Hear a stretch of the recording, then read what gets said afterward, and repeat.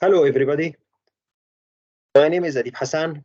I am a consultant in obstetrics and gynecology, NHS Lancashire. Also, I am the clinical lead for urogynecology service and e-health, and the deputy clinical lead for realistic medicine. Through my presentation today, which I hope will be showed at the Quality Week in May 2023, I will present a project which carried out at the urogynecology outpatient service and prove that realistic medicine can increase the NHS capacity. I will start sharing my screen.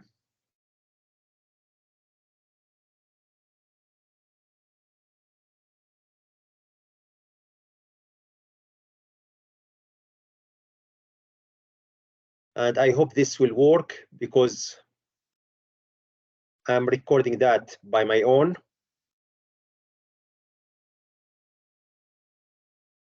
So let's start. As we explained that this presentation will be shown at the Quality Week 2023 activities. And it will talk about a project carried out in the urogynecology outpatient service within NHS Lancashire and proven that realistic medicine may increase the NHS capacity. First of all, what was our aim of this project? Our aim initially was not to increase the capacity.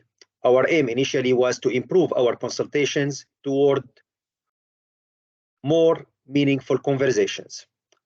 Evidence showed that areas of improvement are there for achieving more meaningful conversations. The patient satisfaction is still below what we are aiming for, and the shared decision-making process is still under development within our clinical practice.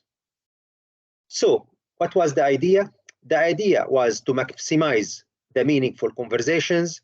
We need to help the patient and the clinicians to be prepared for the consultation, like any other project you do.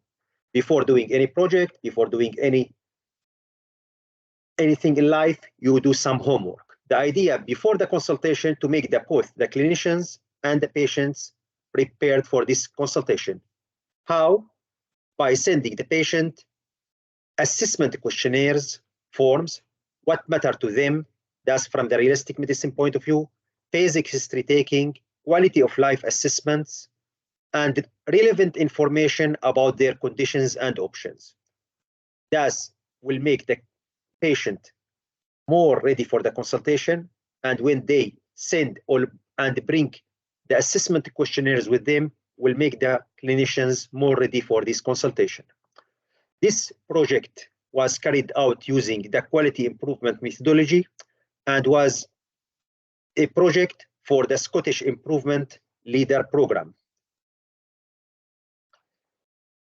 We collect baseline data to establish understanding of the system about the satisfaction rate for the patient and the staff in the clinic. We have done the SURE survey, which is a method to assess or measure the shared decision-making process. Also, we have collected some data about the average consultation time, the rate of the return appointments required to finalize the management plan. All this using the process mapping method. We had carried out a few PDS cycle, and these cycles were carried out to establish what patient information questionnaires will be the best, the local one, the national one, the international one, and how we will exchange the information with the patient through RMS, the admin staff in our department, the vetting team, or digitally. The results. After 12 weeks of partial implementation of this project, we collected the data for 50 patients who received the informations and the forms, compared with 50 patients who were or haven't been sent the form, treated as we have used to do over the years.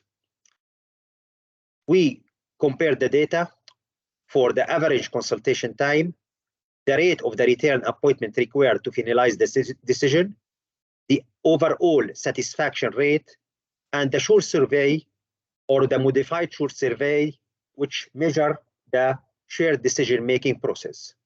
And this, just for people who are not familiar with this survey, will ask for specific question for the patient. Do you feel sure about the best choice for you? Do you know the benefits and risks for each option? Are you clear about which benefit and risks matter most to you? And do you have enough support and advice to make a choice? The results. First of all, for the short survey, the yellow is the control group who haven't received the information. The orange is the control group who received the information. And as you can see, in the 4 questions for the short survey, there was significant increase in the patient satisfaction and their indication that they were more satisfied with the decision or shared decision making process. The average for the control group was between 82 and 92, depends on the question, while the average for the people who received the information before the consultation was between 96 and 100. The second graph will show the overall patient satisfaction rate, and we can see that for the control group, there was between the very good and the excellent, there was about 76% of the patient, while after start sending the patient information leaflet to the patient before the consultation, the people who said that they have very good to excellent satisfaction rate was about 96. So they're also significant improvement. The big surprise, which was not